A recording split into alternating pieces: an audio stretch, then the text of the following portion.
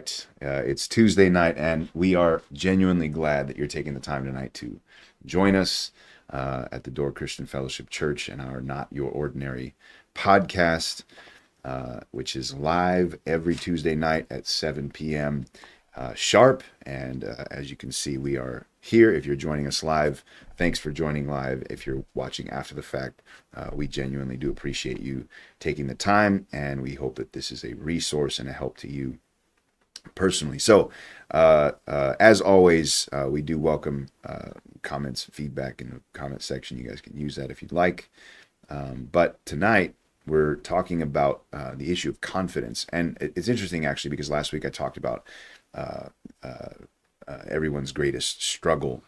And I guess kind of in that vein, there were some conversations that I was having and stuff like that. And you know, just observations in my own life and in my own, purview as a father, husband / employee and Christian, and all the things that, demand some form of confidence for my own life.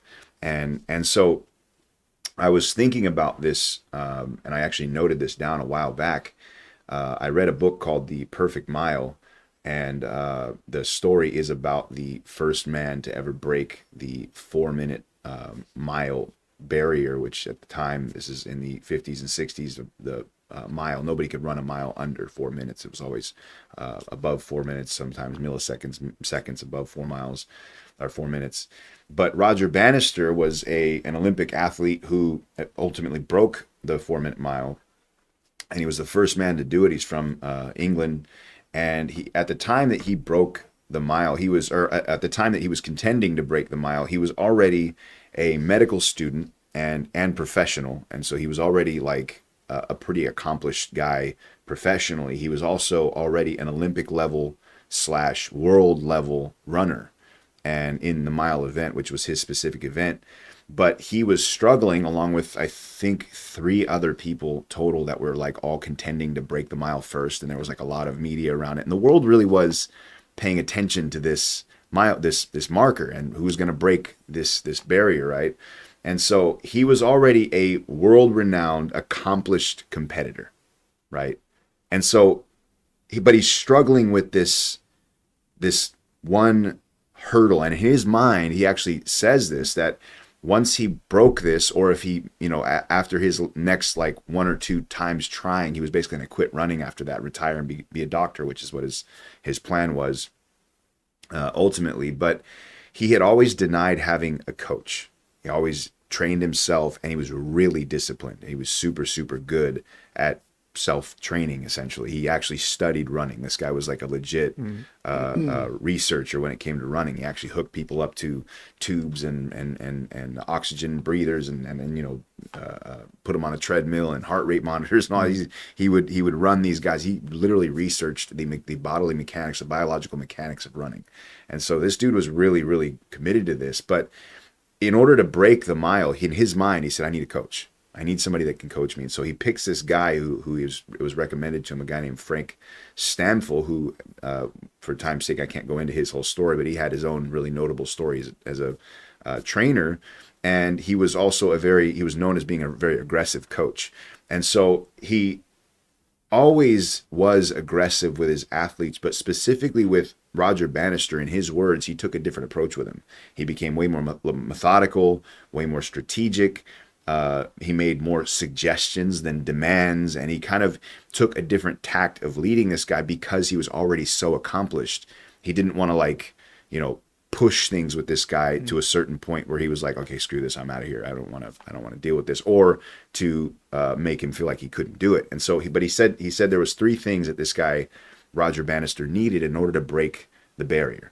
And the first one was pacemakers, which, I won't go into all the detail. He needed people he can confidently run alongside. Yeah. And then he needed to strengthen his legs. So physically, he needed more strength in his legs because his legs weren't strong enough. And then the third thing he said was he needs a total belief in himself. And that really caught my attention, mainly because after that statement, it goes on to kind of track a little bit more of Roger Bannister's personal life. and notes some of the comments he made and event like struggles he faced with confidence between picking Stanfield as a coach and ultimately breaking the 4-minute mile. And these struggles he went through. Can I do it? Is today the right day? Am I feeling okay? And he literally, his body began to he'd get sick. And it was just really interesting to me. And the reason why that caught my attention is because this guy's already super accomplished, but he's struggling with confidence. Yeah. And so the struggle with confidence is a very real struggle. And I don't think it's limited to people who are unaccomplished. It's something that is a human struggle. And I think that the world at large doesn't really have a great or always a great answer for how do you overcome the struggle of self-confidence and how do you properly process this issue of confidence. So I'm going to break this down into kind of 3 categories. First is self-confidence, and this might just actually blend into confidence in others and how to because obviously he gained confidence in his relationship with other people and through his relationship with people. And so I want to talk a little bit about that dynamic as well. But then third is confidence that is either unique or nuanced in Christianity. And so we'll start with the first one, which is confidence as it relates to self. And so we can talk about that from the standpoint of potential, what humans are capable of doing versus what people believe they can do. Because if you look at the world in general, you can note a lot of people who have accomplished a ton. And so if that was our gauge for life, what can a person accomplish? Why is it that people still struggle with this issue of self-confidence? My first thought on that is the idea of a lack of understanding. Since I started seriously working out, I've been doing that seriously now, I would say, for 10 years, and having a real, pushing myself. I've always thought of myself as the kind of person. Sorry, before you get deeper in, they need to hit the Instagram. Yes. Glad you noticed that. Actually, I was told that. Oh, good. I caught a text. I always forget. Sorry, Instagram people. You are now. Right. We're now live on Instagram. Sorry. Okay, sorry. So I'm only starting to answer the question now. So you haven't missed a whole lot other than Jordan's introduction, which we'll probably repeat as we go along anyway. So the thought of confidence and the issue that people have with confidence, the first thought that came into my mind as you were doing your intro was how important it is to understand. Like I said, I've been working out and seriously and pushing myself. I always thought of myself as being someone who would push themselves. That I was that kind of person, but I didn't realize that I wasn't really. It was the fact that a lot of the stuff I did, I enjoyed, and so I wasn't really having to push myself because it was a thing that just came natural to me in those arenas where physical fitness training is much different. It's very different because it's not a you are pushing yourself, beyond what you can do. And I do push myself. There is a natural push myself, but the thing I've noticed is there are literally 3 people that live inside of us. It's not, we always think of it as 2, 2 peoples, our body and our soul. And we don't really think of it. And spirit, I know, we talk about that idea, but that's, so, I mean, if you want to count spirit, then that would be, there are actually 4. But the idea, so to break it all down, to not take a lot of time at this, is when I'm working out, there's my physical body, which is what I just flat am able to do. I'm physically able to do, or not able to do, whatever my limits are. And then there's the other part, and I'm being very careful about this, not to separate them into commons, common ideas of it, because they're not really. I don't think it's that clean and in understanding. So it's not that cut and dry. So there's the other one that wants to do more. That I'm constantly wanting to push myself to do more, and am frustrated when I'm not doing more. But then there's this third person, and this third person is like, you can't do it. You can't do it. But what I've found about that, and again, the reason why I'm talking about this is that we're not really aware of how our brains work. We don't really are not aware of the fact that we have a conscious subconscious divide. We know it, but we don't really know it. And why I say it that way is because what we do is we think that we have control of our subconscious, and we don't. We don't have any control over our subconscious. You can only try to override your subconscious, but the problem is your subconscious really is the master. And it's not something you can just have an argument with and win an argument. It's more the kind of thing where you have to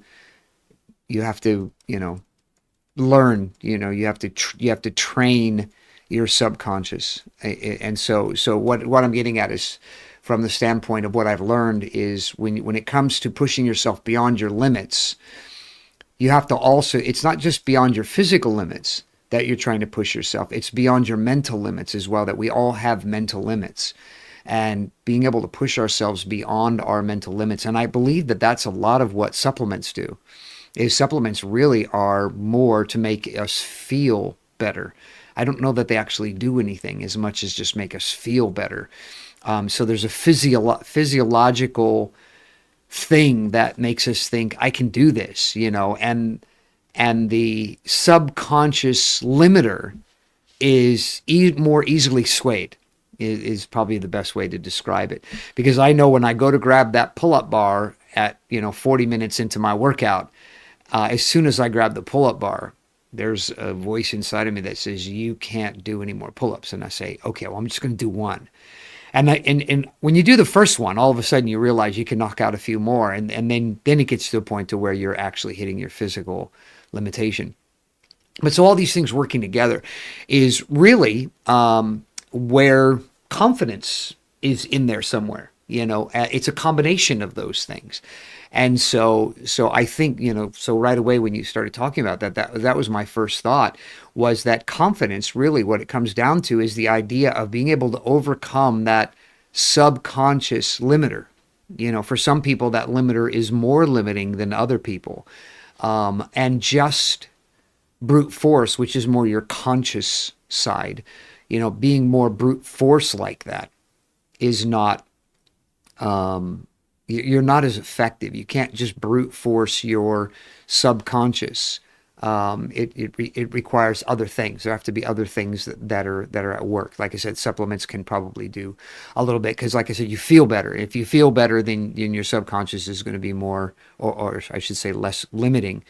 And so these things are all working together. But when you're really working hard and your strength is waning, your natural limiter, in your subconscious is going to be saying, stop, it's time to stop, and you just got to keep doing it. But I'm amazed at what you can do if you just keep pushing beyond that point. And it isn't ideal. It's not a thing where you get to a point to where you can all of a sudden, okay, I can do this now and I can just do this forever. It's just harder and harder and harder and harder, because I do the regular 45-minute workout, and then I do a 15-minute ab workout. And by the time it's time for the 15-minute ab workout, I'm telling myself, just keep going, you can do it. You've done it before. You've done it a bunch of times before. You can do it again. But that limiter is saying, no, just stop. You can't, today, no, this time you can't. And then I do it, and I just try to not listen to that, and I can work through, and it's always a good workout. But it's, and then the next time it's a little easier, and it's a little easier, and it's a little easier, but it's only like small micro increments. It's not something that's major. And so that, I think, is really where the problem with confidence comes in, is that we overestimate who we are when faced with a task that our subconscious is not in agreement with. We can't do it. It's, you say, no, tomorrow I'm going to get up in the morning and I'm going to do this. And then tomorrow morning comes, and then all of a sudden the limiter starts talking. And it's like, no, you're not going to do this. Go do something easy, or something like that. Like, I was going to work out this week, but it's my recovery week. And I thought, no, I'm just going to go ahead and do it anyway. And I thought, after 3 weeks of just beating myself to death, it's like, no, I'm just going to, because it's been a busy week anyway. I've had a lot more going on since we're, trying to find a place to move. And so this month is a little bit more difficult, and then taxes, and having to do a million little tiny things to get my taxes all in order, having to call places and going, can you send me my tax forms, please, so I can finish my taxes, and chasing people, which is not something that I'm commonly doing. Usually I'm just getting things done. I'm not having to do all that. And so the timing was like, you know what, I don't need to, I don't have to, I have no obligation to, so therefore I'm not going to. and I just decided I'm not going to. And so yesterday was a really rough day.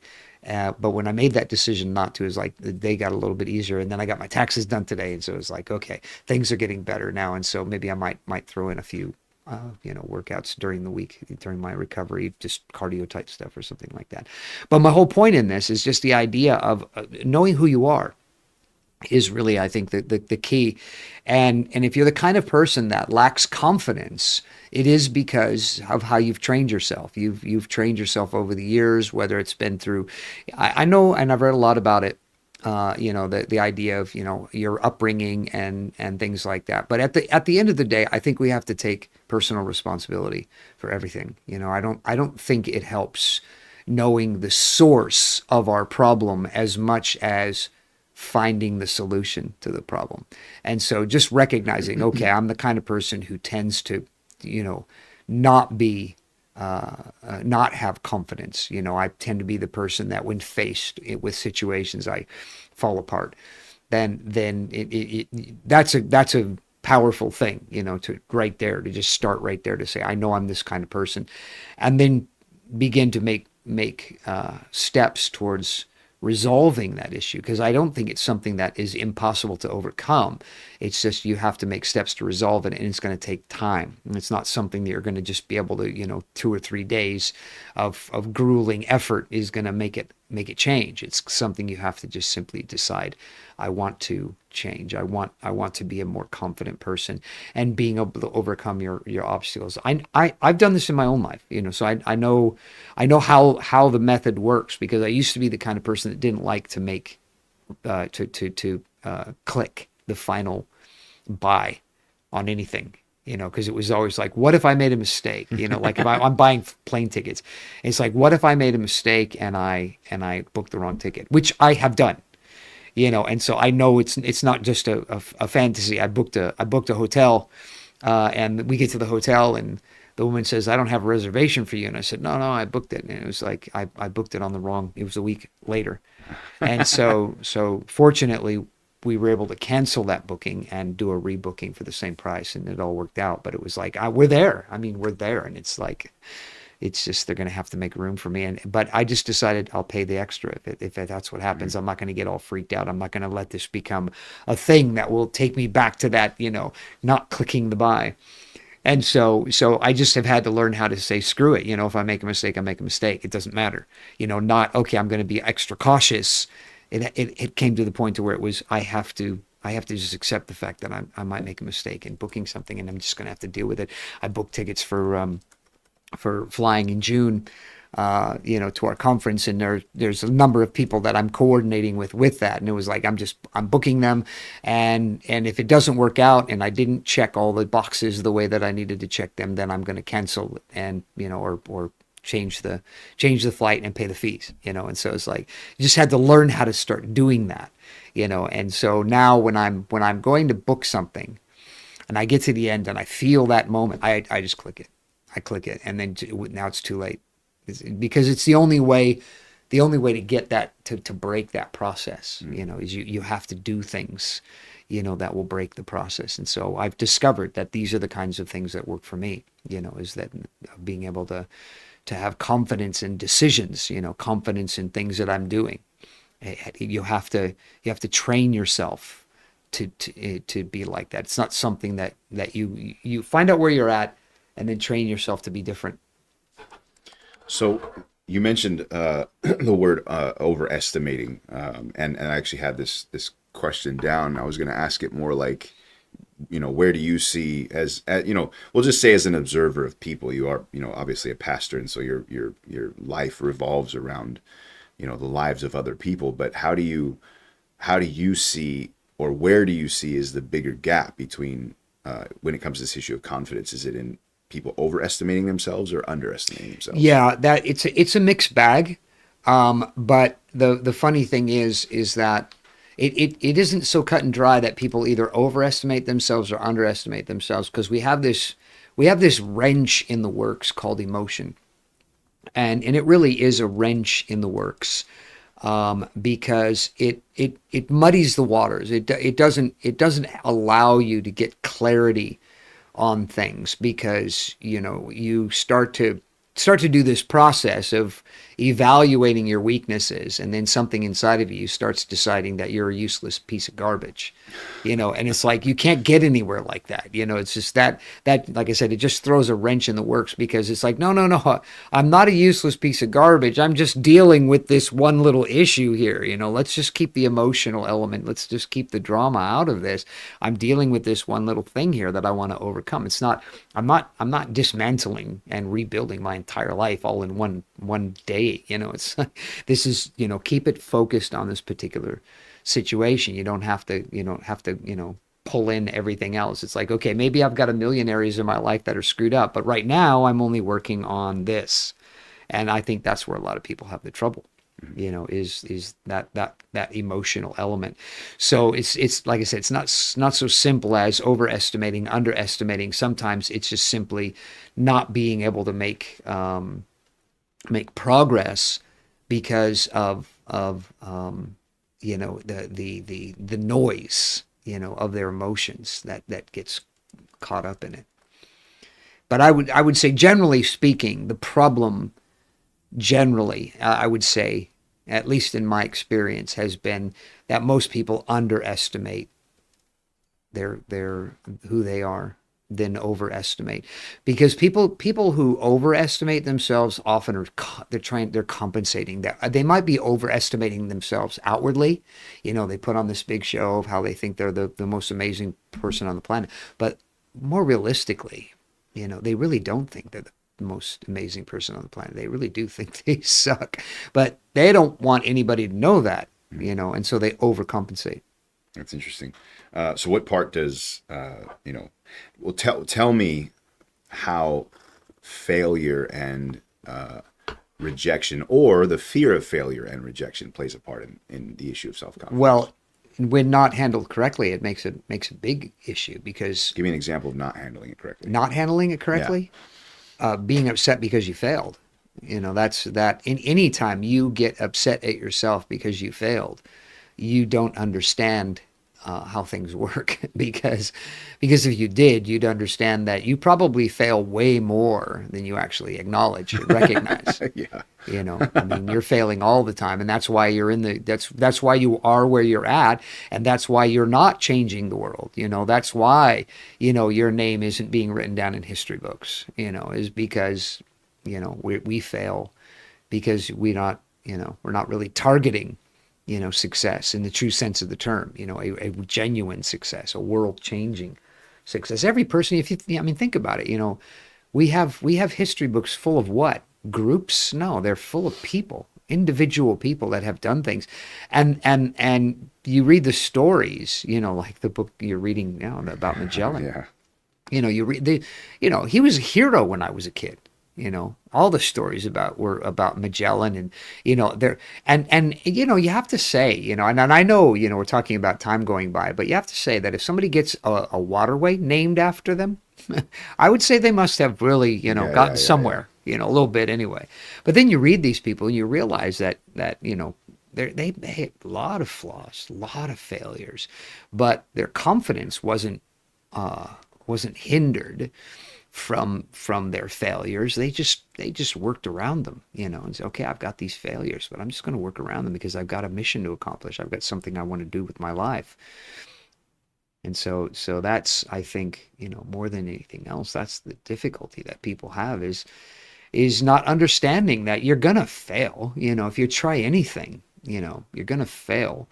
Why do you think that's, like, be, we've talked about, we've talked about the same dynamic in other topics, but there is clearly there's history and even experience with everybody now, like everybody that would just stop and think about all the experience they have with other people's failures, yet overcoming and being able to still accomplish Yeah. things.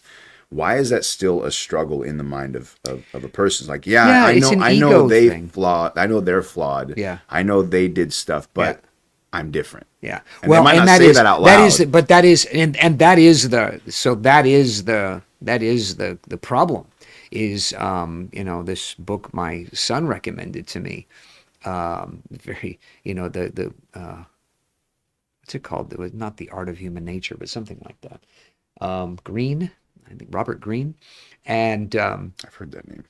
but anyway, it's this is the problem is that we're all the same. Every one of us is the same.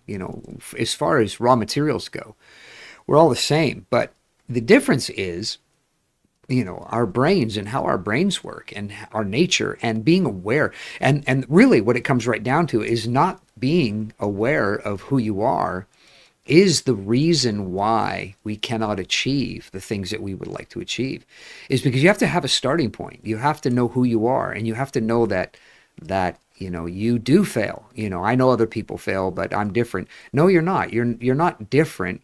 The only thing is the reason why you don't have very many failures in your life is because you're not trying to succeed at anything. Because if you were trying to succeed, then you would fail, because that's part of the process. Think about it. Your intro of Bannister was his name? Yeah, Roger Bannister. Roger Bannister. When you're at that level, you're trying to break a 4-second mile here. You're going to fail again and again and again and again and again and again and again, because you're at such the top of the curve of human existence, and so you're going to fail again and again and again. And so if you're only going to try to succeed at things at the bottom end of the curve, it's not going to be a real achievement. Like that T-shirt. I woke up this morning. Success. It's like, that's good for you, but and you could chalk it up every day that you get up in the morning. You could chalk that down and say, man, I've had an unbroken success for the last 60 some odd years. I've got up every morning, or maybe I only didn't get up every morning for maybe 2 or 3 times, whatever, but I'm so amazing at getting up in the well, that's what almost everybody does, so you're not, even people who are not don't make a goal out of that. Yeah. And so, but when you're trying to actually make goals and you try to meet goals and to experience goals, now you're talking about something that's very, very different, very different. So where does confidence cross a line into arrogance or overconfidence? You kind of touched on this a second ago about the idea of, kind of. Say that again, because I heard what you said, but I want to make sure I heard it properly. So where does self-confidence cross a line into arrogance? Arrogance is just the word I chose. So you can pick whatever word you want that's similar. Or overconfidence, yeah. And like I said, you kind of mentioned this a little bit. Yeah, I have. I have mentioned a little bit, but the idea is the self-confidence. So honestly, there isn't a line where self-confidence becomes overconfidence or becomes arrogance in the process. It's after, or it's during your commentary during. That really is the issue of overcoming. Because I mean, I made the example of doing pull-ups, and so I'm there and I'm going to do this, and I'm going to do these pull-ups, and I'm going to do one more today than I did the last time, and then I do it, and it's like yes I did it, and I pushed myself to do that one more, and that's, you can do that forever. And it never becomes overconfidence because you're always pushing yourself further. But when it becomes a thing of competition against other people, I've done more push-ups or pull-ups than you have, I've done this or that or the other thing, and you start comparing yourself to other people, that's when you get into trouble. because that's when the issue of pride and arrogance begins to come in, because you are making a competition out of something that's not, it's not a competition. You know, it's one thing to want to keep up with people, you know, and that's fine, you know, but the idea to turn it into a competition where I do more than you, you know, it's like, so what? You know, so you do more than me. Yeah. Well, but look at all my limitations, you know, look at all the things that you do that you should be able to do better than me. That's arrogance talking. Yeah.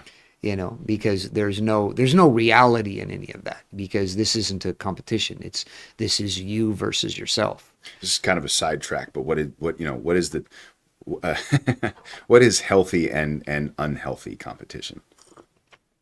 Well, competition. So competition. I think you know, it's good, because I think about it. I think, man, if I had somebody, you know, to work out with, if I worked out with somebody, I think I could probably do better, just simply because of having somebody there.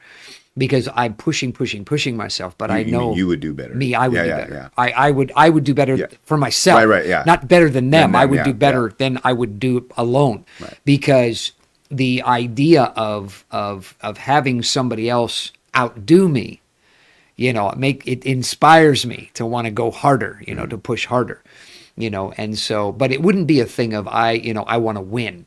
You know, it's not the idea of winning. It's the idea of keeping up. You know, I want to be able to, especially if it's somebody who's, you know, way farther down the road than me. But, you know, competition in general, it's funny, as I get older, competition is not as important. To win a competition is not as important as competing, is being able to compete. That, you know, when you're 63 years old and you still use the word competition, you're like, yeah, baby, I got it. You know, so it's a little different, you know, than being 30 years old and saying I'm having a competition. Yeah, there's a success. There is a yeah. I woke up today. Yeah, there's different than I got out of bed. Yes. That's a whole nother level. I woke up today. One more victory. Yeah. No, there's a real truth there. One day that's not going to happen. You know. Yes. Oh goodness. Okay. Sorry, I kind of stuck that in there at the wrong time. But so the idea, yeah, arrogance and pride and all of that. And again, this is the problem with this stuff, is that arrogance and pride and overconfidence are actually part of they're part of the gang of limiters, you know, in your life, because just boast about what you can do, even if you can't, you know, it's not, you know, it's, I believe, you know, and this would need to be tested, but I believe people who give in to their narcissism, and everybody has a battle with narcissism, but people who give in to their narcissism have actually taken the edge off of their competitiveness. You know, I think if you have a person who's able to, you know, achieve a certain thing, and this person's narcissistic, he could probably do better if he could get past that. I think that you would find that that there would be a better, because narcissism can't direct you in a healthy way towards success and achievement. It's an unhealthy element. And so it's like anything in life, you know, that, you know, you take a shortcut and you know, like, you know, for example, you know, taking steroids, you know, going back to the bodybuilding idea, you know, taking steroids may advance you, but it's a short-term game with long-term, you know, consequences. You know, that the longer you're doing it, the longer you rely on it, you got to stay at that level now. And, you know, and life is going on and you're getting older, and it's like, I have to quit. I can't be the amazing person that I pretended to be, you know, which is worse than being the amazing person that you really were, you know, because now you'll never have the opportunity to actually really be that, you know, and so you have to live with that in your own head. That's interesting. It just reminded me of the part of the story of the 4-minute mile. So Roger Bannister breaks it first, then a guy from Australia breaks it second, but he actually beats Roger Bannister's time I think 2 weeks later. Yeah. So it was like he held the record for 2 weeks and then Yeah. it was broken by somebody else. Yeah. And so now the world is like trying to pit these two guys Right. in a competition against each other to race and see who's Yeah. actually the fastest, right? Right, yeah. And so they end up racing in Canada, the World Games at the time. And what was interesting is when they arrived at the competition complex, which is basically like, you know, the Olympic what do you call it? I can't remember. Olympic Village, kind of like that. Yeah. They have like a Yeah. whole setup for the athletes and games and all that.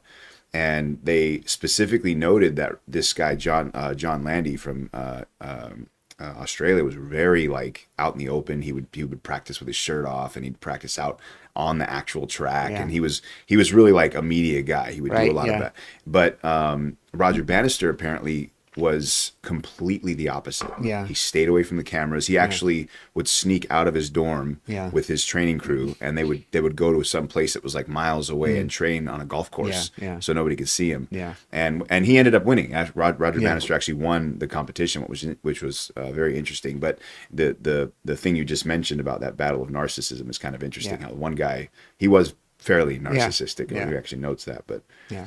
Well, because you have this confidence in nothing. You know, it's not confidence in yourself. It's not self-confidence. It's confidence in nothing because it's not attributed to anything. I'm going to win this race. You know, why? Yeah. Because I am. You know, but your tendency is going to be to not be crossing the T's and dotting the I's, you know, in order to win, because you're going to win anyway, even if you don't do all the things that you need to do. And so that's the thing where you have somebody like Roger Bannister who's anticipating, you know, okay, this could go wrong, that could go wrong. I need to be careful of this. I need to watch that. I need to watch the other thing. And he's looking at his life from the standpoint of, okay, I've got to up my game, where the other guy's coming in saying, I just have to play my game. Mm-hmm. You know, and so and you're that close to each other, you Yeah. know, and that's the point that I'm making is you're that close to each other that, you know, if you're a narcissist, you're not going to try to up your game. You're just going to play your game the way you always do it, you know, where the other person is going to just push a little bit more than he normally does. And that may be the difference that makes a difference. Yeah. Whereas if you had done that, then it might have been the difference, you know, in your life. So I want to bring this down to a little bit more of a personal level. I was talking to my wife, and this will blend right into kind of my second topic here, or second point, talking about the part relationships play in confidence, and thinking about my kids, and I'm watching my kids grow up through. I'm sorry, I missed this question here. I'll backtrack here. The question came in: can you talk more about everyone having some narcissism? Yeah, everyone. Yeah, it's so the book. It's the laws of human nature. Yeah, Robert Greene. He mentions this idea, you know, of narcissism, and that it is part of human nature, you know, to be narcissistic. It's in us. It's a human nature thing that is in us, and everybody deals with this. And you can tell, you know, people who say, I can't, no, I'm not, I can't do this, or I'm not going to do that, you know, no. You know, that's, you know, why? You know, why? Well, because I don't want people to see me fail. You know, I'm not going to do that because other people will see, and they'll see that I failed. Well, that's narcissism. You know, you don't want people to see you fail because you can't handle failure yourself. You know, why are you worried about people seeing you fail? You know, why are you worried about what other people are going to think or say about who you are as a person? Why are you worried about those kinds of things? Well, because you think you're something. You know, you don't want to disappoint your people. You know, and that really is the thinking. You know, it's not articulated. We don't articulate that to ourselves like that. But if we have a group of people that we respect and that we identify with, we don't want to do something that's going to make us look bad in front of them. Mm-hmm. You know, and that's narcissism. You know, because nobody cares. You know, they're not thinking the way you're thinking. You're thinking that they are going to be very, very disappointed if you fail. That somehow they're going to look at you and think less of you. The truth is that everybody already thinks less of you than you think they do. And the reality is that even if you failed, more than likely they probably expected it.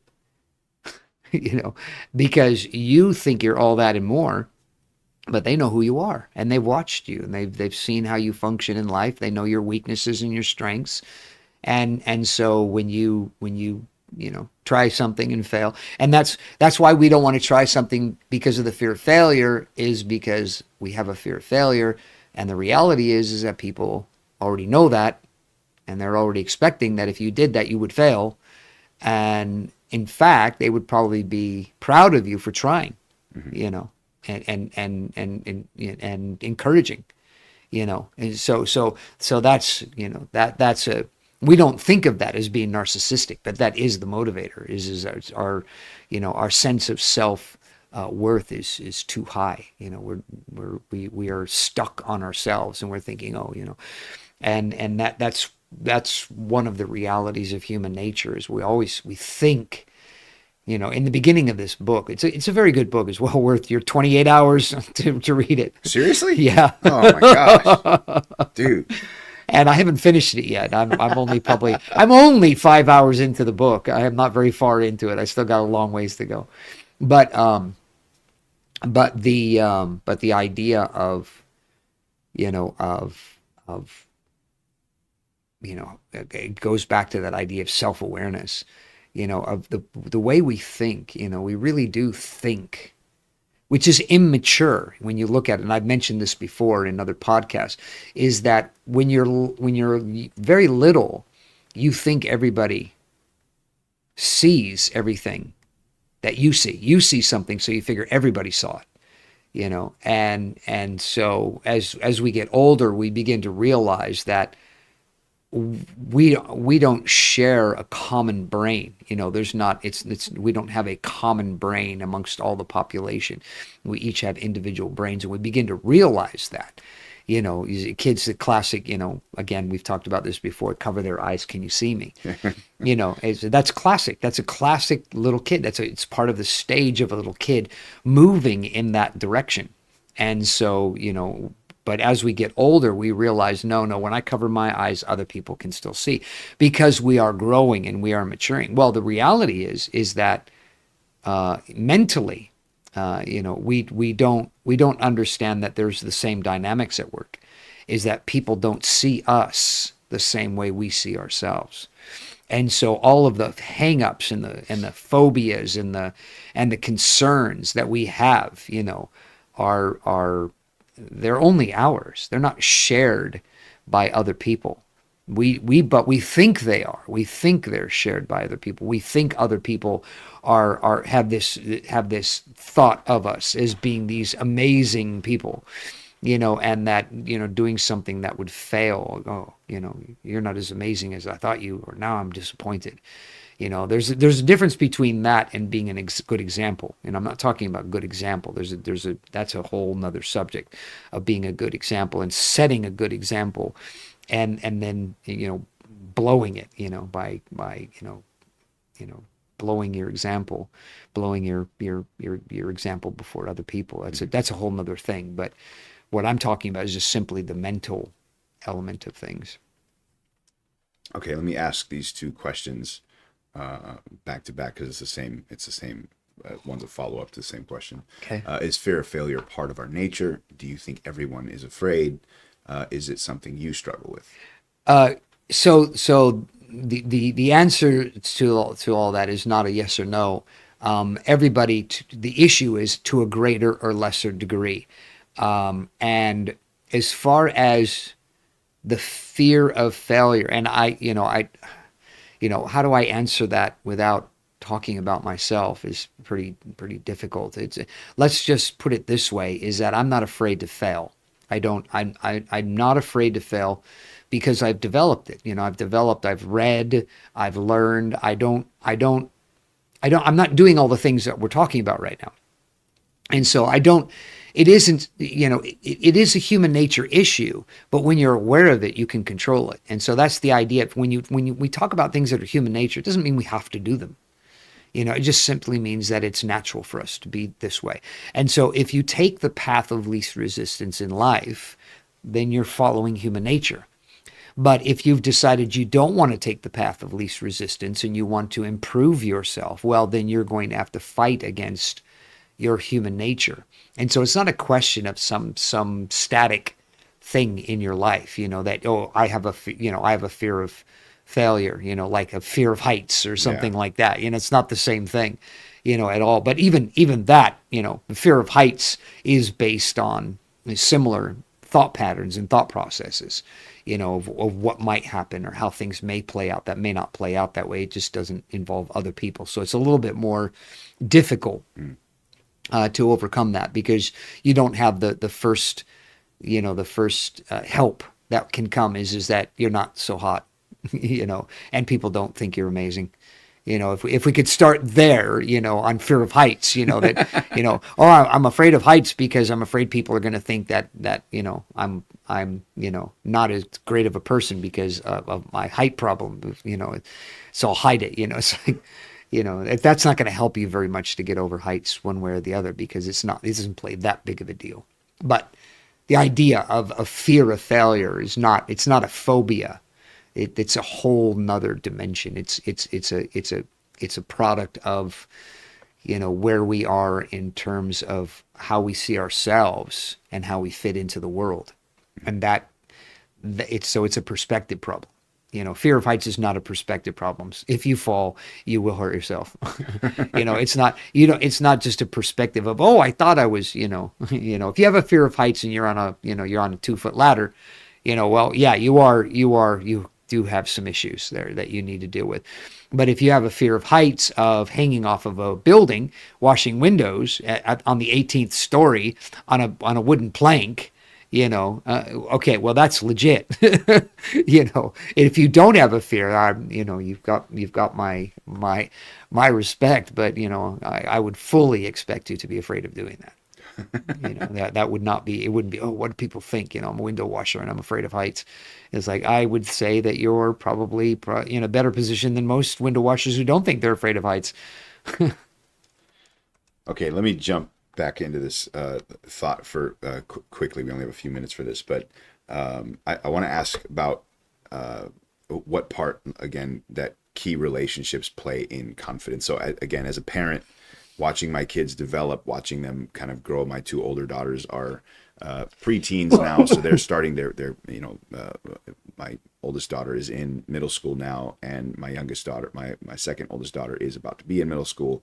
And to watch the differences between the two of them when it comes to this issue of self-confidence, they're coming to a place in an age where they're already, biologically, the changes that are happening and stuff like that, they're facing a lot of who am I moments, and what stance am I going to make, and what kind of person am I going to determine to be for the rest of my life. And they're making these decisions, in a lot of ways on the front line by themselves.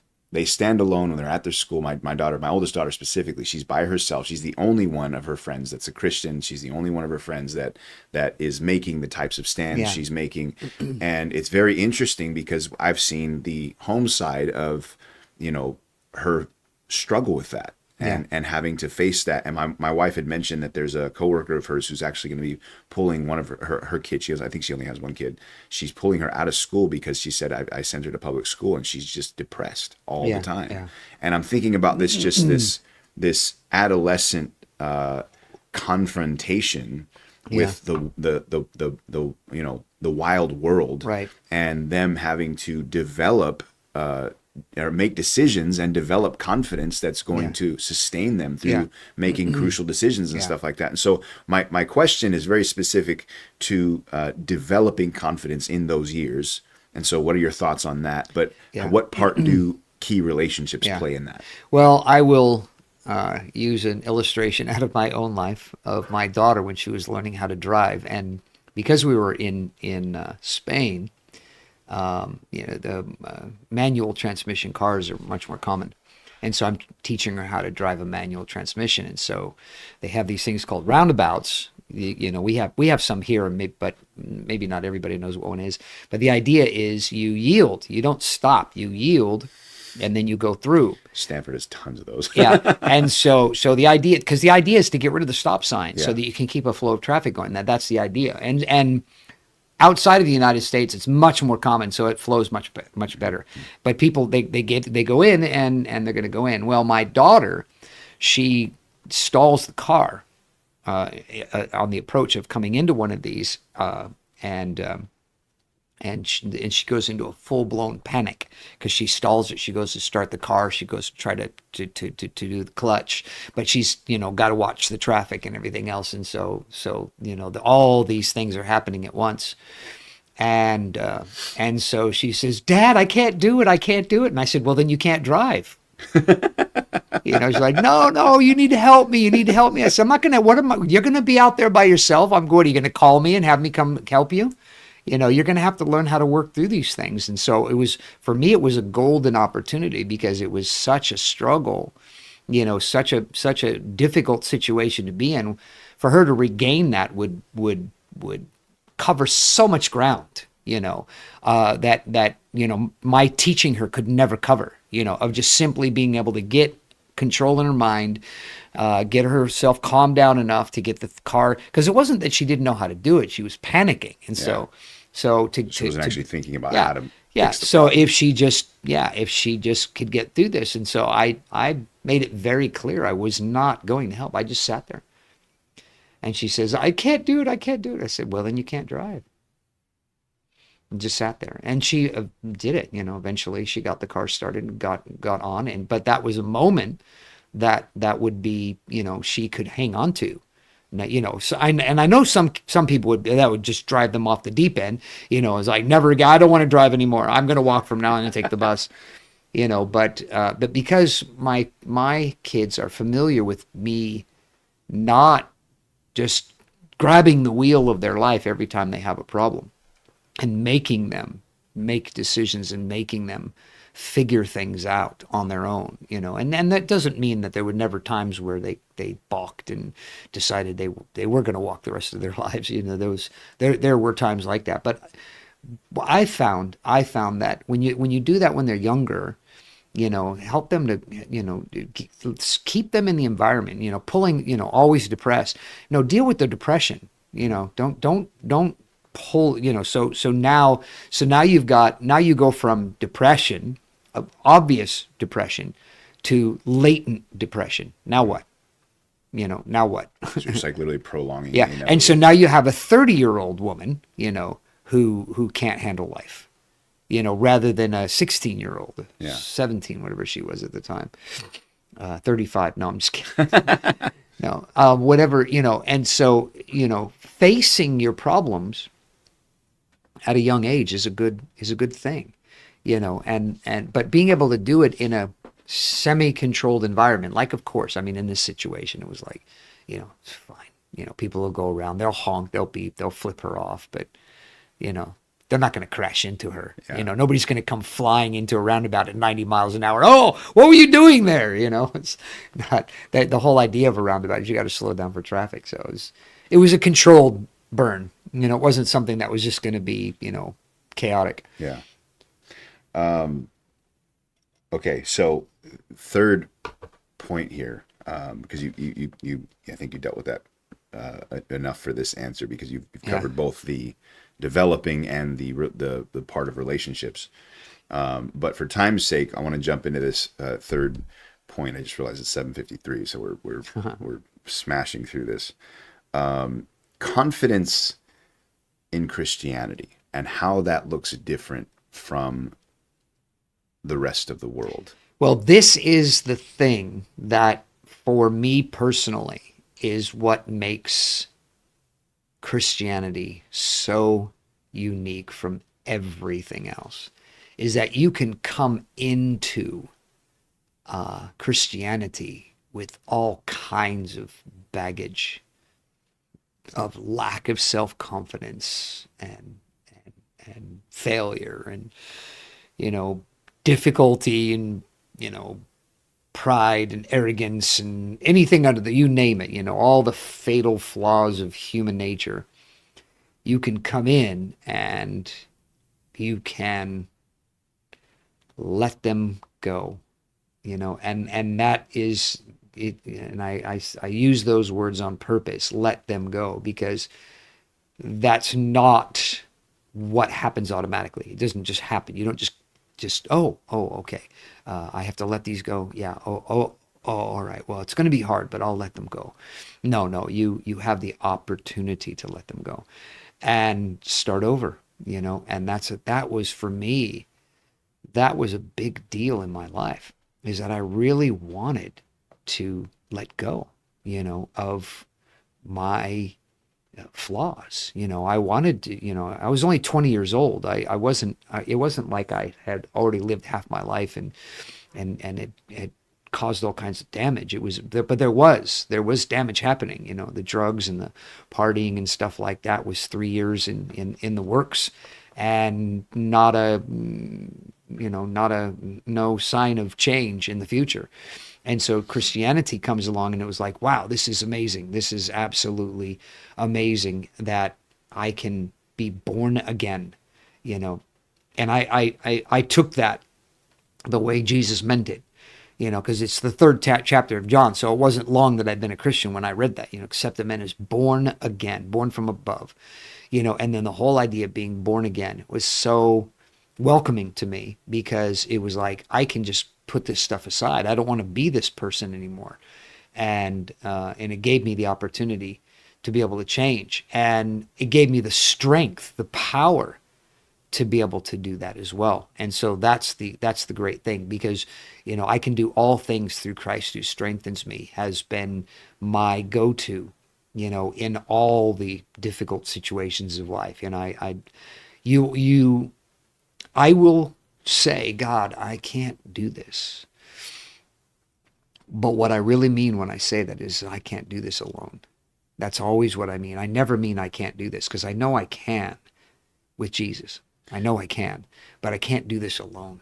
And I'll say, God, I can't do this. You're going to have to help me. You're going to have to get involved. You're going to have to work through this, because what can I do? What could I do? I've done everything I can do on my own, but that's not it. That's not the limit of my resources.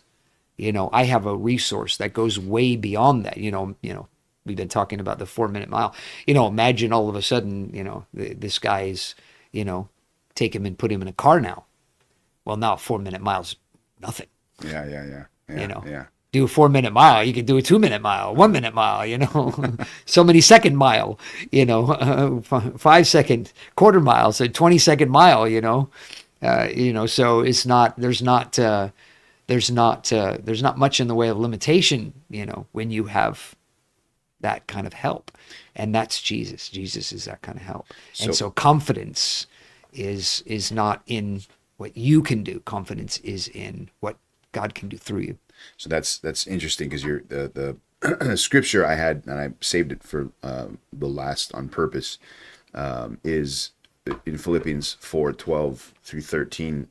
Paul is talking. He says, I know how to live humbly. I know how to abound, or I know how to be abased or be abound. In any and every situation, I learned the secret of being filled and being hungry, having plenty and having need. And then he makes this like pretty bold claim for a person to make, right? And again, I'm zooming out here, but he says, I can do all things through Christ who gives me strength. What is the practical claim Paul's making in that statement? So you mean the boots on the ground? Yeah. Well, the reality is, whatever you need to be able to do, you can do. That's for sure. That, and so whatever you need to be able to do, is the, there's not a lot of limit on that. So the idea, I don't, in my own personal life, the way that it works is, when faced with difficult situations, I have to have solutions. There has to be a solution. Quitting is just not an option. You know, it's just not an option. There may be things that I realize are not, you know, the effort, even if I did it, will not be worth what is required.